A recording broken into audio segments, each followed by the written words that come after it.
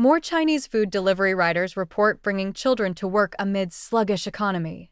More and more Chinese food delivery riders are taking their young children with them while delivering food as the economic situation in China continues to worsen. According to posts on social media and riders who have spoken with the Epoch Times about their plight. Amid China's continuing economic downturn and persisting high unemployment, an increasing number of middle-class Chinese people have lost their jobs and joined the ranks of food delivery riders to make a living. According to the latest official data released by the Chinese Communist regime in 2023, there are approximately 12 million delivery riders registered on online delivery platforms nationwide. In the documentary 2026 Survival Report on Chinese Food Delivery Workers, released in April by the Sonlian Life Lab, a major publisher in China, the number of delivery riders is reported to have reached more than 13 million. Many of the delivery riders are gig workers and have very little benefits and welfare provided to them by the food delivery platforms or the state. Some of the delivery riders have staged protests in recent years to demand basic rights. Tianjing, a delivery rider in Guangzhou, Guangdong, who used a pseudonym out of fear of reprisal, told the Epoch Times that she began working as a delivery rider last year. Since she had no one to look after her 2-year-old, she took the child along on her rounds. The child acts up sometimes, but it's unavoidable, she said. I'm delivering food only to earn enough for groceries. Of course, it's tough on the child having to run around with me, she said. Nowadays, every industry is incredibly competitive. It's impossible to find a job with standard office hours. Xiaofeng, a delivery rider in Jiangmen City in Guangdong Province who used a pseudonym out of fear of reprisal, told the Epoch Times, delivering food with a child in tow is exhausting, adding that she is raising the child entirely on her own. And her family couldn't help at all. She said that orders are scarce now and the rates are low.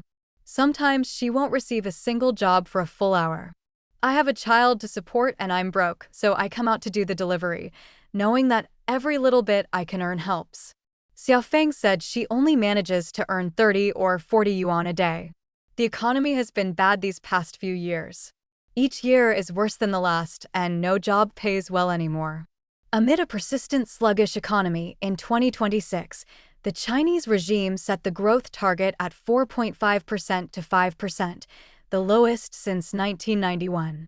Yang Hua, a single mother in Langfang City in Hebei Province who used a pseudonym out of fear of reprisal, told the Epoch Times that she divorced in 2023 when her child was just 1 year old.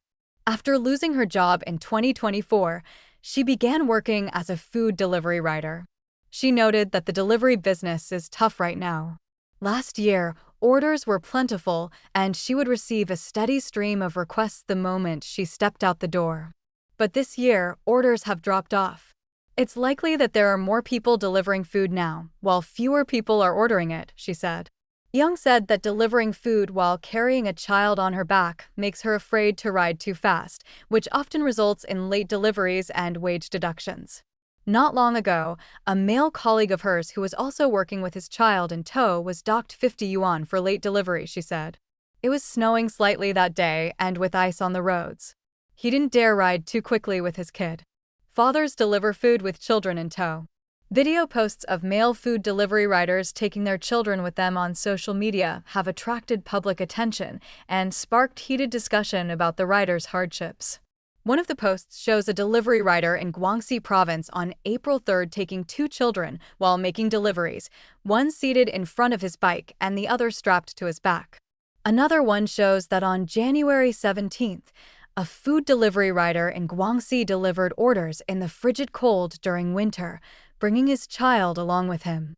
Another popular video post shows a male food delivery worker in Kunming City of Yunnan Province having a meal at a restaurant while carrying a child on his back during a break between deliveries on November 30, 2025.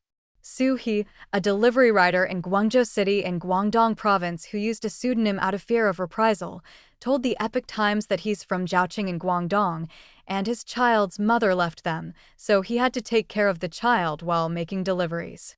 Su said that making money has become increasingly difficult, and he had to sometimes deliver food overnight with his sleeping child in tow. He made every effort to keep the child within sight, Su said.